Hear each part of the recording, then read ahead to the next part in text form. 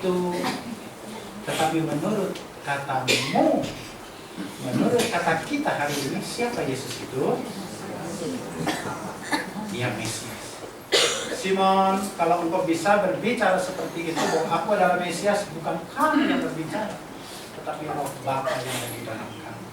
Sepatutnya kita menyambut hari Minggu, menyambut jam ibadah dengan hati yang takut dan gentar. Kenapa? Karena sebentar lagi akan berjumpa dengan Juru Selamat. Sebentar lagi akan berjumpa dengan sumber segala pertolongan. Aku akan berjumpa dengan kekasih hatiku. Enggak ada satu perkara yang bisa menggantikan posisi Yesus di dalam hati kita dibandingkan segala sesuatu yang ada di dunia ini. Ada amin? Amin. Tugas saudara. Tugas saudara untuk memberitahukan bahwa Anda salah. Selanjutnya, karena kita menganggap Yesus bukan nama di atas segala nama, berdoa itu sudah tidak ada manfaat. Karena dia hanya manusia biasa. Seringkali Allah, Tuhan Yesus itu cemburu melihat orang-orang yang berdoa kepada ilahnya dengan begitu khusyuk. Dari sejak jam zuhur. Apalagi? Asar, lohor, maghrib, isya. Mereka berhasil menerapkan budaya malu. Jam 5, kalau saya sudah beres, saya sudah keluar, saya buka gorden, saya lihat mereka sudah pakai sarung jalan ke tempat ibadah. Nanti siang jam 9 mereka datang lagi ke tempat ibadah. Jam 12 datang lagi ke tempat ibadah. Sore-sore anak-anak sudah pakai kopiah, sudah pakai sarung datang, berkumpul, bawa tas, bawa buku, pergi ke tempat ibadahnya. Tuhan berbicara, di mana anak-anakku pada saat seperti ini? Mereka jam 5 sudah siap sujud. Anak-anak Tuhan jam 5 anak-anak Tuhan jam 5 pagi tidur. Karena kita merasa aku anak kandung. Bapakku Maha Kaya, Bapakku sumber segala berkat, Bapakku sumber segala pertolongan. Maka kita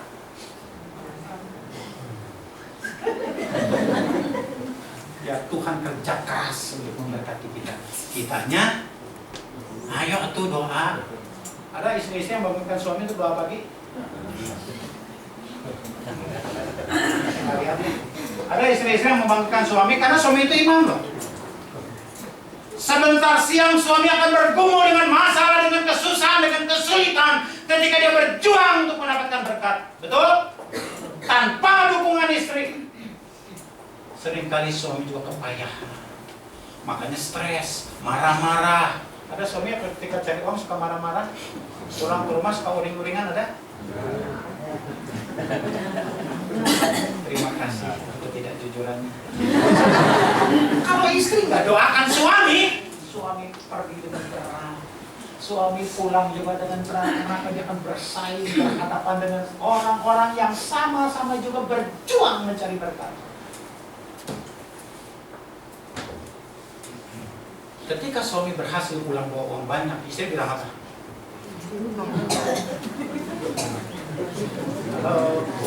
Suami pulang habis dari perjuangan, habis perang di medan perang, bisnis, pulang bawa duit, satu koper. Imam. Istri bilang apa?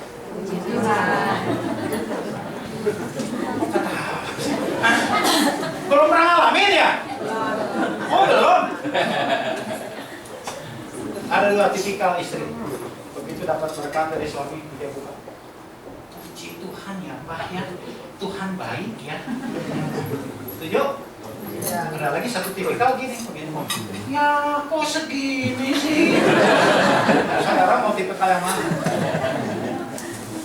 Nggak puas. Kenapa? menganggap nama Yesus di atas segala-galanya. Kita menganggap ini kemampuan kehebatan suami. Besok suami masih bisa di-push lagi, suami masih bisa ditekan lagi, sampai merejel, sampai menghasilkan duit yang banyak. Nanti tanya sama ibu. Maaf ibu, apa tadi? Merejel. Merejel. Saudara tahu? Ibu nggak tahu merejel. Datang ke Bogor. Tahu ada, ibu ada. Dipencet. Apa yang terjadi? Nah, itu merejel. Tapi khotbah kita bukan masalah merejel. Selanjutnya, Tuhan itu bukan tempat perlindungan. Kalau kita anggap nama Yesus setara dengan nama kita, atau sekedar hanya Yesus hanya sebagai sosok pribadi nabi saja, nama Yesus bukan tempat perlindungan. Pemazmur dia mengatakan, aku nyaman berlindung di bawah naungan kepak sayapmu. Dia percaya kalau dia ada, dia berhasil, dia sedang mengalami kesulitan, Yesus tetap sumber segala perlindungannya yang teguh. Tapi banyak orang Kristen sekarang berlindungnya kepada keberhasilan suami, berlindungnya kepada harta, berlindungnya kepada anak, kepada menantu, kepada cucu, kepada pangkat kedudukan, kepada perusahaan. Saudara, saya nggak tahu. Mungkin terlalu lama Tuhan memendam kekesalan seperti ini. Ada satu majelis soalnya saya bilang kalau kita selesai nanti ya. Ini mah antara kita empat mata ya. Kalau perusahaan bilang, jangan pulang dulu ya. Ini tanggal 31 tutup buku dulu sampai jam 10 siang saudara ngurusi pembukuan. Hari Senin pegang kunci buka kantor, buka perusahaan, siap, nggak pernah rewel jam 7 berangkat.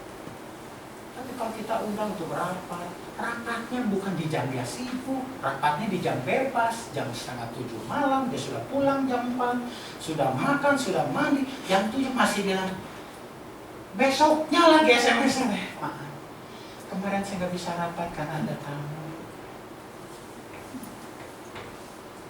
Soal datang tamu atau enggaknya kita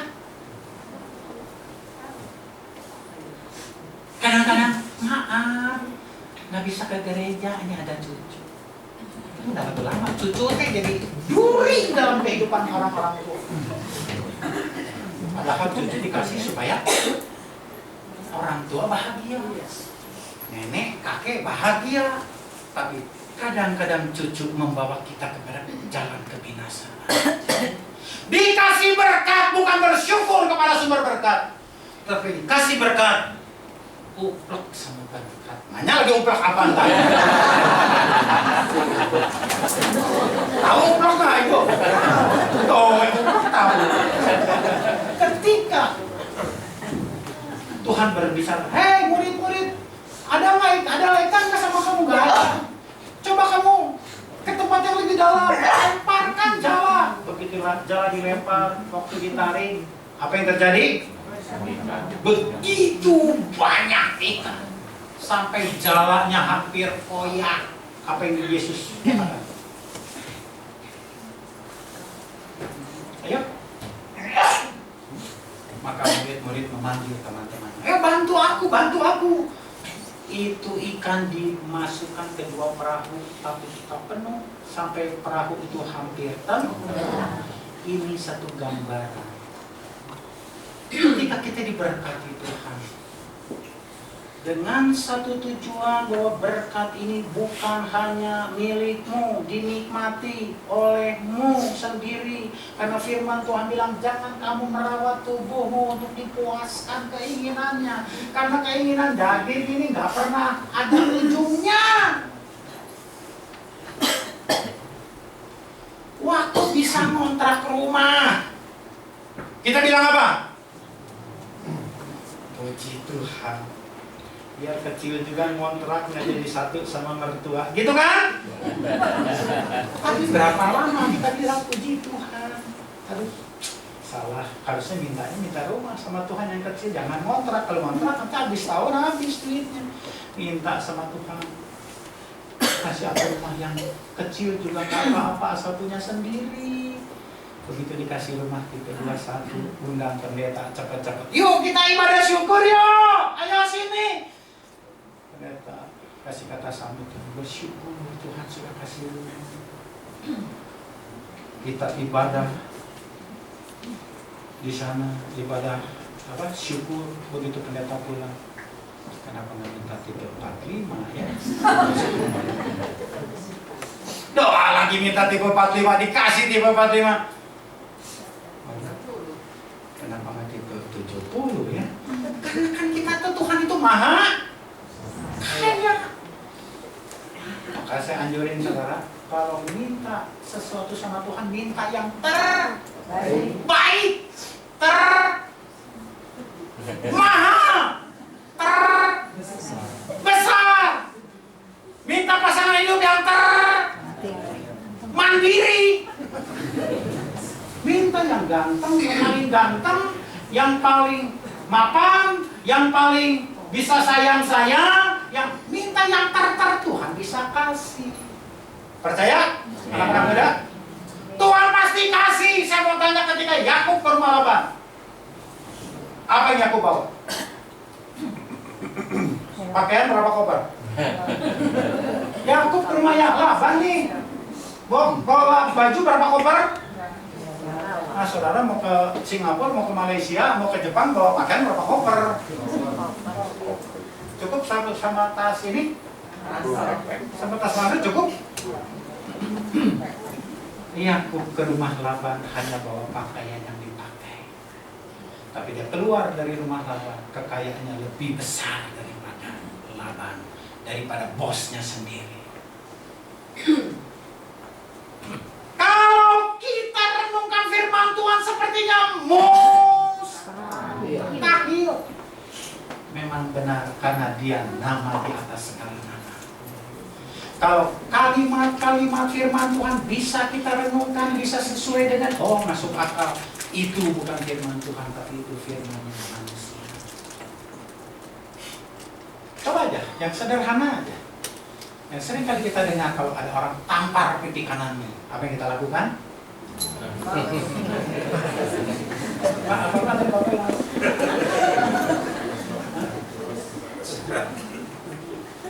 Kalau kita ditampar pipi kanan, ada rencana dalam pikiran kita balas minimal 2 kali. Kalau kita ditampar pipi kanan, aku mau cubit aja, nggak ada kepikiran gitu. Kita pengen puas, padahal Tuhan bilang kalau kamu ditampar pipi kanan, orang bilang kan gini kan, nggak masuk akal, masa babak belur atau saya? Tapi itu ya firman. Jadi katakan kepada mereka, pendapatmu salah kalau Tuhan bukan lagi tempat perlindungan yang teguh.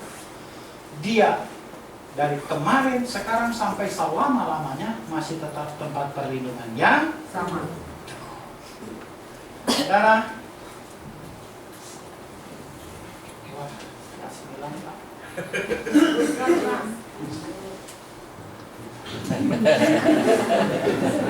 Janji Tuhan tidak pernah bohong. Setuju? Amin. Bilangan 23:19.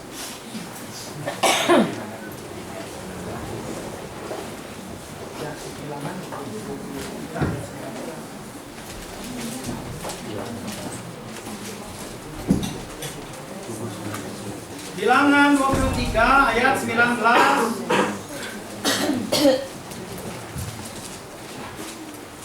Bilangan 23 ayat yang ke-19. Allah bukanlah manusia sehingga ia berdusta, bukan anak manusia sehingga ia menyesal. Masakan ia berfirman dan tidak melakukannya, atau berbicara dan tidak menepatinya? Amin. Saudara, Saudara masih percaya bahwa janji Tuhan itu ya dan amin? Berapa banyak yang Tuhan janjikan kepada saudara yang saudara sudah terima? Bandingkan dengan berapa banyak janji Tuhan kepada kita yang kita belum terima.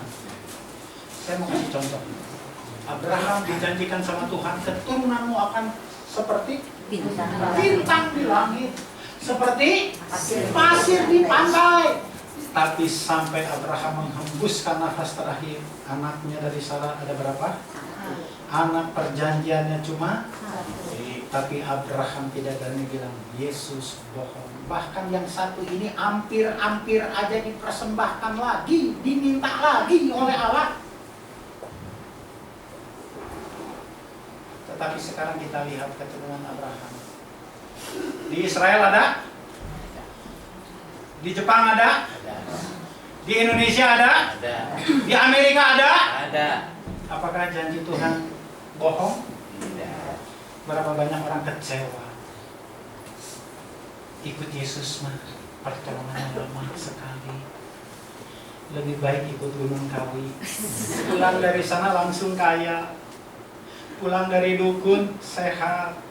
Saudara, jangan sekali-kali kita mau ditipu oleh setan. Setan gak mau kalau anak Tuhan diberkati jasmani rohani oleh Tuhan. Setan selalu berusaha supaya kita jauh dari Tuhan dengan segala macam cara dia buat kita tidak puas dengan pimpinan Tuhan.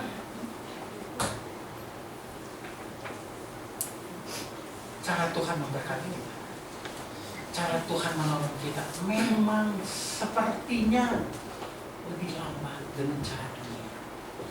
Kalau kita ikut cara Tuhan, ibaratnya kita sedang berjalan di satu lorong, ada satu pintu. Pintunya berkat.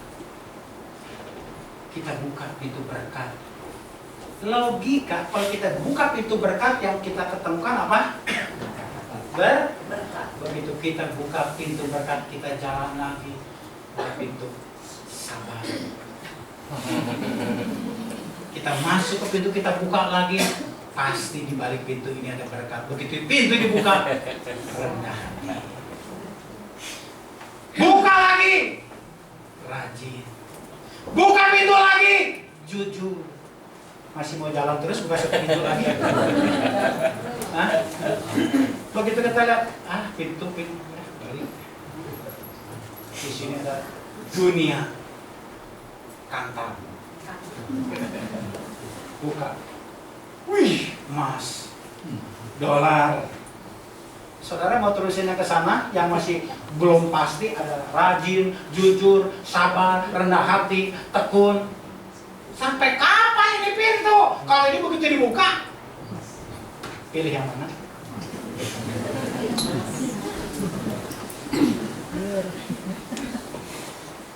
Pilih yang mana? Di sini ngomong pilih yang selamat. Ntar di rumah salah ngomong. Logika manusia, dia pilih yang tercepat, dia pilih yang terpintas, ya tak?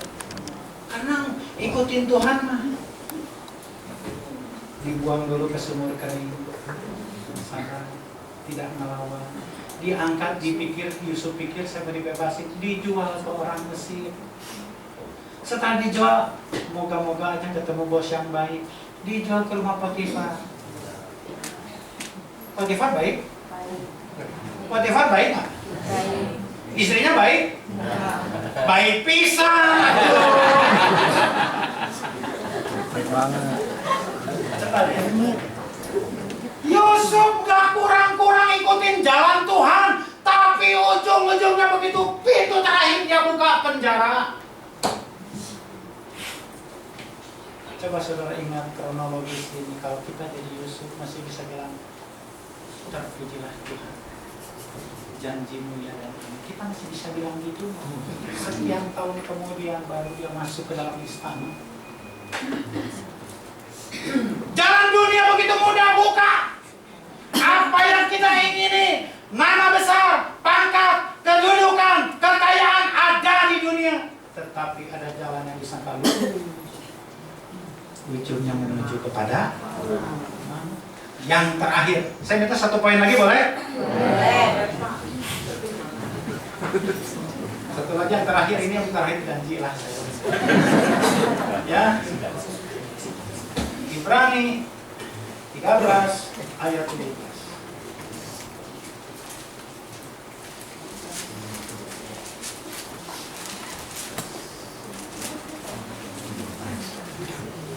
Surat Ibrani 13 ayat yang ke-17.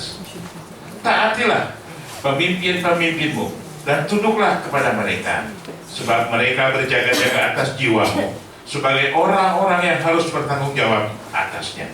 Dengan jalan itu mereka akan melakukannya dengan gembira, bukan dengan keluh kesah, sebab hal itu tidak akan membawa keuntungan bagimu. Terima kasih. Ini yang seringkali terjadi di zaman postmodern. Bagaimana umat sudah tidak lagi bisa menghargai pemimpin rohani. Pemimpin rohani, hormati pemimpin rohani.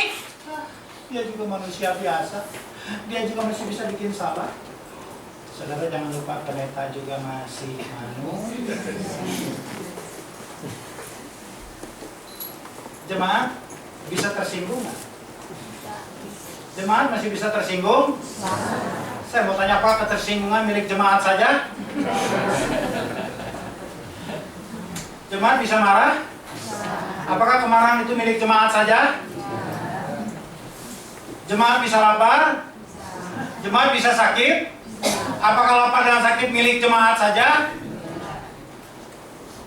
Tetapi yang membedakan kita dengan pemimpin rohani kita, dia adalah orang yang diurapi. Jangan sekali-kali mengusik orang yang aku urapi. Itu firman Tuhan 1 Tawarik 16 ayat 22. Saya berbicara begini bukan karena saya pendeta, bukan karena saya gembala sidang, tetapi saya ajarkan kepada jemaat, jangan berani-berani berhadapan, menyalahi, membicarakan, menggosipkan, menjelek-jelekan, memfitnah pemimpin rohani Anda. 1 Tawarik 16 ayat 22. Jangan mengusik orang-orang yang kuurapi, dan jangan berbuat jahat terhadap nabi-nabiku. Amin. Saudara, mungkin sebagian kecil daripada kita sudah tahu ya, tanggal 31 Agustus 2014 terjadi perang dunia di gereja kami. Ada satu kelompok yang berusaha untuk menggantikan posisi saya. Saya bilang begini, kalau Anda sudah tidak suka, tulis surat kepada majelis pusat, majelis daerah, katakan bahwa saya tidak setuju lagi digembalakan oleh pendeta kita dirawat. Dan mereka tulis surat. Tanggapan dari majelis pusat, majelis daerah, kita tinjau selama 30 hari. Pak kita tidak boleh berbicara dalam hal khotbah, dalam hal apapun kegiatan agama, Pak kita tidak boleh ambil bagian. Masing-masing menjaga penguasaan diri untuk tidak saling mengeluarkan pembicaraan, keputusan yang tidak pada tempatnya. Saudara, tiba-tiba diutuslah satu pendeta dari Cimahi untuk mengurusi kegiatan ibadah selama 1 bulan. Saya diam. Saya duduk hanya sebagai jemaat biasa. Doa pembukaan, fotum saya tidak diberikan. Diam. Perjamuan kudus saya diam. Tidak diberikan kesempatan doa apapun, diam. Dan ada beberapa jemaat yang menangis. Saya baru melihat orang yang tidak salah diperlakukan seperti penjahat. Ibu jangan sedih, Bapak jangan sedih. Yesus juga gak bikin kesalahan tapi dia disalib. Tuhan bilang di dalam Yohanes 15, kalau ada orang membenci kamu, ketahuilah bahwa kamu bukan dari dunia ini. Aku sudah mengalami segala-galanya. Sudah 1 bulan itu saya diam, tapi mereka kelompok-kelompok yang menghendaki supaya turun terus berkuat-kuat, terus masukin ke BBM, masukin ke WhatsApp, masukin satu Sukabumi tahu. Sampai 30 hari kemudian keputusan dari majelis pusat, dari majelis daerah. Sekarang saya mengambil keputusan, ternyata kalian tidak taat, yang taat hanya pendeta kita. Dan kesempatan untuk melayani tetap diberikan kepada pendeta kita. Mereka tidak puas, naik banding silahkan. Dan sebagian besar mereka keluar membuat jemaat sendiri. Dan satu persatu sekarang ada yang sakit, ada yang kena PHK, ada yang rumahnya di demo sama masyarakat karena dia piara ternak anjing di demo. Ada yang anaknya sakit tidak diketahui sakit, jadi kalau makan set langsung keluar, makan set langsung keluar, bawa ke Bandung, bawa ke Jakarta. Ini ada gangguan pencernaan katanya. Satu persatu ada yang kena PHK, ada yang sakitnya gak bubu-bubu, bengkak semua, kaki semua bengkak. Satu Tawarikh 16, tolong dibaca lagi. Sama-sama kita baca. Sama-sama kita baca. Satu Tawarikh 16 ayatnya yang ke-22. 3, 2, 1. Janganlah mengusik orang-orang yang kurani, dan janganlah berbuat jahat terhadap nabi-nabi. Saudara, membicarakan pendeta, membicarakan gembala sidang itu yang paling mantap, paling nikmat. Kenapa? Karena pendeta nggak bisa balas. Kalau saudara masing-masing saling membicarakan, saling fitnah, nggak terima, balas lagi. Ujung-ujungnya perang. Tapi kalau pendeta itu gini ya, pendeta itu gitu ya, pendeta gini. Seperti domba yang mau masuk ke dalam.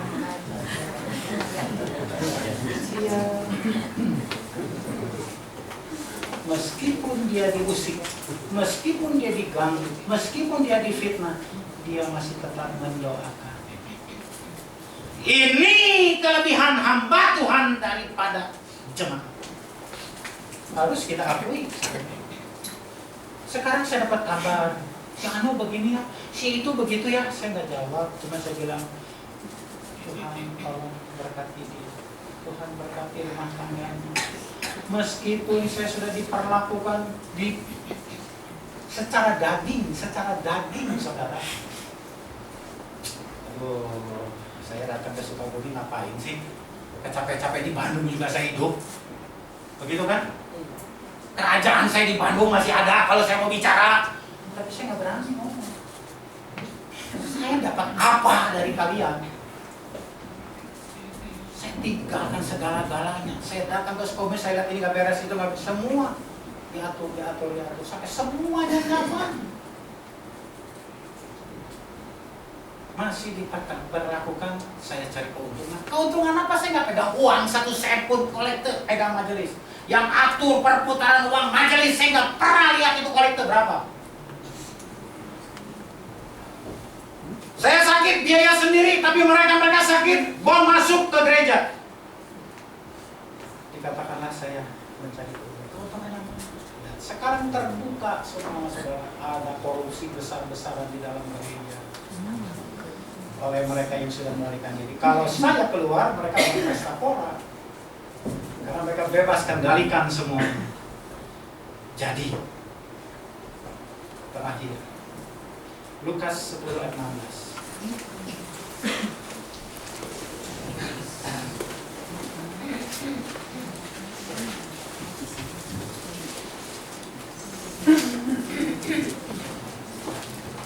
Injil Lukas 10 ayat yang ke-16. Barang siapa mendengarkan kamu, dia mendengarkan aku. Dan barang siapa menolak kamu, ia akan menolak aku. Dan barang siapa menolak aku, ia menolak dia dan mengutus aku. Saudara, 1 Tawarikh 16, Lukas 10 ayat 16, coba kita simpan dalam hati dan pikiran kita, supaya kita nggak lagi sembarangan bicarakan gembala kita, supaya kita nggak lagi sembarangan bicarakan orang-orang yang Tuhan percayakan untuk memimpin, karena kepadanya dia tinggalkan segala-galanya, termasuk dagingnya, termasuk perasaannya, termasuk apanya dia serahkan kepada Tuhan. Bahkan pada waktu subuh kalian masih tidur, kita sudah berlutut berdoa, berkati keluarga ini, tolong sembuhkan dia Tuhan, kasihani dia Tuhan. Meskipun saudara nggak tahu, tapi hamba Tuhan sudah siap, jam 4 pagi sudah siap berhadapan dengan Tuhan. Supaya Tuhan lindungi semuanya. Dan kita nggak perlu lapor sama yang bersangkutan, aku udah doain ya dari pagi kamu. Ya udah doain, saya udah doain, nggak usah. Karena kita dengan Tuhan yang tahu. Kalau ada orang yang mendengarkan suara hamba Tuhan,